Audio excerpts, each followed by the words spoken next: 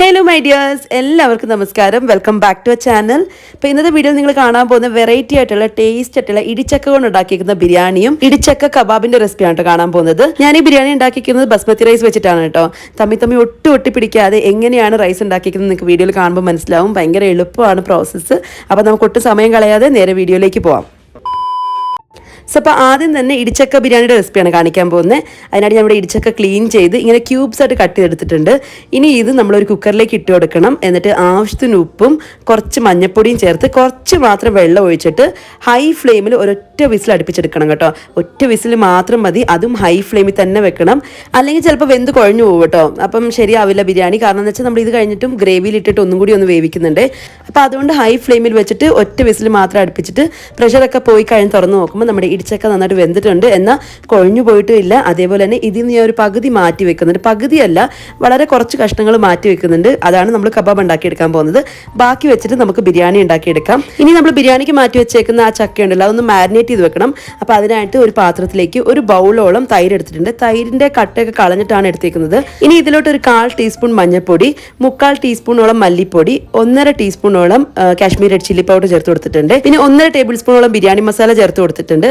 അത് കഴിഞ്ഞ് 1 ടേബിൾ സ്പൂണോളം ജിഞ്ചർ ഗാർലിക് പേസ്റ്റ്, പിന്നെ ഒരു കൈപ്പിടിയോളം മല്ലിയില, പുതിനയില. അത് കഴിഞ്ഞ് ഒരു ഉള്ളി വറുത്തേക്കുന്നത് ഫ്രൈഡ് ഓണിയൻസ് ചേർത്ത് കൊടുത്തിട്ടുണ്ട്.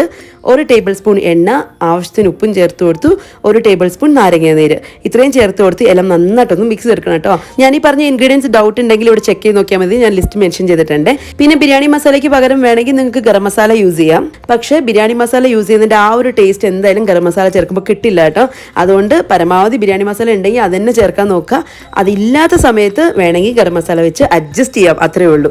ഇനി ഇതിലോട്ട് നമ്മൾ ചക്ക ചേർത്തിട്ടുണ്ട്. ഓൾമോസ്റ്റ് വെന്ത ചക്കയാണ്, അതുകൊണ്ട് അധികം വേവേണ്ട ആവശ്യമൊന്നുമില്ല. സോ ജസ്റ്റ് ഒന്ന് മാരിനേറ്റ് ചെയ്ത് വെക്കുകയാണെന്നുണ്ടെങ്കിൽ ഈ മസാലയൊക്കെ ചക്കയിൽ നന്നായിട്ട് ഇറങ്ങിയിട്ട് നമ്മൾ കഴിക്കുന്ന സമയത്ത് ചക്കയുടെ ഒരു മസാല ടേസ്റ്റ് ഉണ്ടാവും ചക്കയിൽ. അല്ലെന്നുണ്ടെങ്കിൽ ഭയങ്കര പ്ലെയിൻ ആയി പോകും. അപ്പോൾ അതുകൊണ്ടാണ് മാരിനേറ്റ് ചെയ്ത് വെക്കുന്നത്.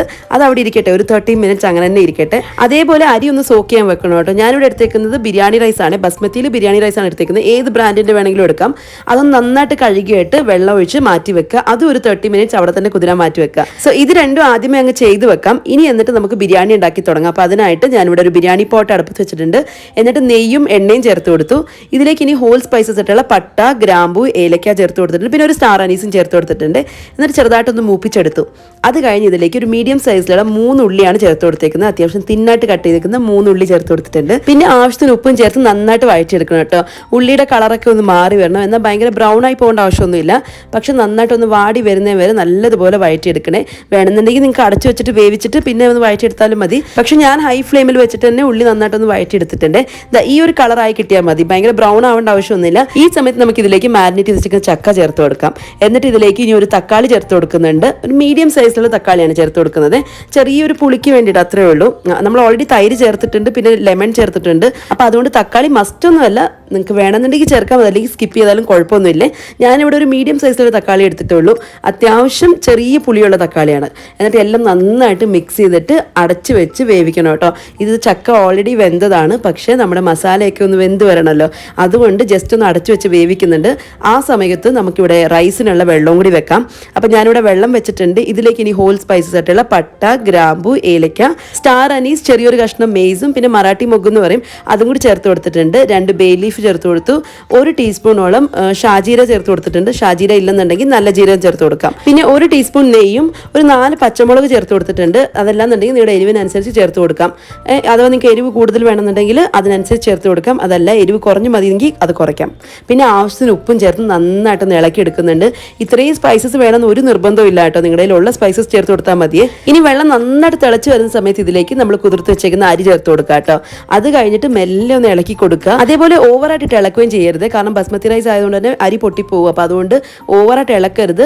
പിന്നെ നമ്മൾ അരി ഇട്ടതിന് ശേഷം നമ്മൾ വേറെ എങ്ങോട്ട് പോകാൻ പാടില്ല. കാരണം ഇത് പെട്ടെന്ന് വേവുകയും ചെയ്യും. സോ ഇടയ്ക്കിടയ്ക്ക് ഒന്ന് ചെക്ക് ചെയ്യണേ. 80% വെന്ത് കിട്ടിയാൽ മാത്രം മതി കേട്ടോ. ഇപ്പോൾ പാകത്തിന് വെന്തിട്ടുണ്ട്. ഇനി അത് വെള്ളത്തിൽ നിന്ന് മാറ്റി വെക്കണം.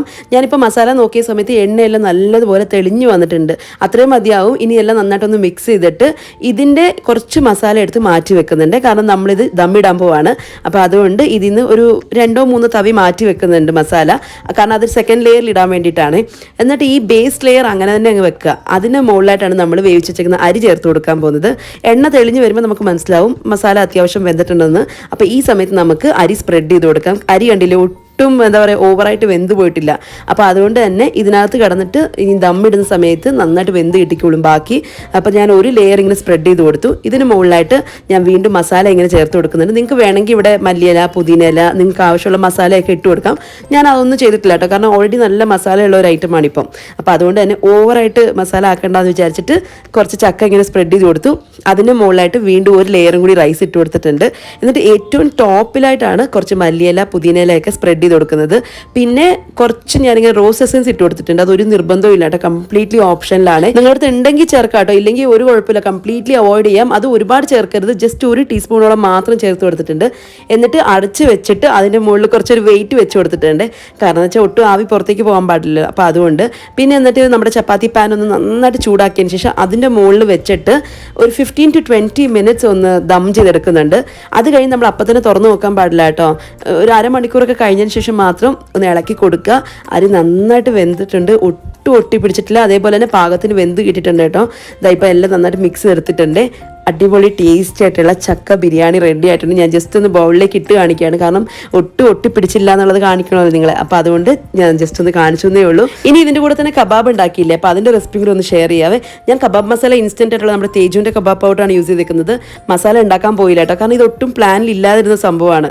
ഞാൻ ജസ്റ്റ് ബിരിയാണി തുടങ്ങിയ സമയത്ത് പെട്ടെന്ന് വിചാരിച്ചു എന്നാൽ പിന്നെ കബാബും കൂടി ഉണ്ടാക്കിയേക്കാന്ന്. അങ്ങനെ ഞാൻ കുറച്ച് ചക്കയൊന്ന് മാറ്റി വെച്ചിട്ട് പെട്ടെന്ന് കബാബ് ഉണ്ടാക്കിയതാണ്. അപ്പം തേജു കബാബ് പൗഡറിലേക്ക് ഒരു മുട്ടയും കുറച്ച് ജിഞ്ചർ ഗാർലിക് പേസ്റ്റും ചേർത്ത് കൊടുത്തു. എല്ലാം നന്നായിട്ടൊന്ന് മിക്സ് ചെയ്തതിന് ശേഷം ഇതിലേക്ക് നമ്മൾ വേവിച്ച് വെച്ചേക്കുന്ന ചക്ക ചേർത്ത് കൊടുത്തിട്ടുണ്ട്. എന്നിട്ട് നന്നായിട്ടൊന്ന് ഇളക്കുക. ഇതങ്ങനെ തന്നെ ഒരു 30 മിനിറ്റ്സോ അല്ലെങ്കിൽ 20 മിനിറ്റ്സ് എങ്കിലും മിനിമം ഒന്ന് മാറ്റി വെക്കണം. ആ സമയം കൊണ്ട് നമ്മുടെ ചക്കയിൽ ആ കളറൊക്കെ ഒന്ന് കോട്ടായി കിട്ടിക്കോളും, ആ ഒരു മസാലയൊക്കെ നന്നായിട്ട് കോട്ടായി കിട്ടും.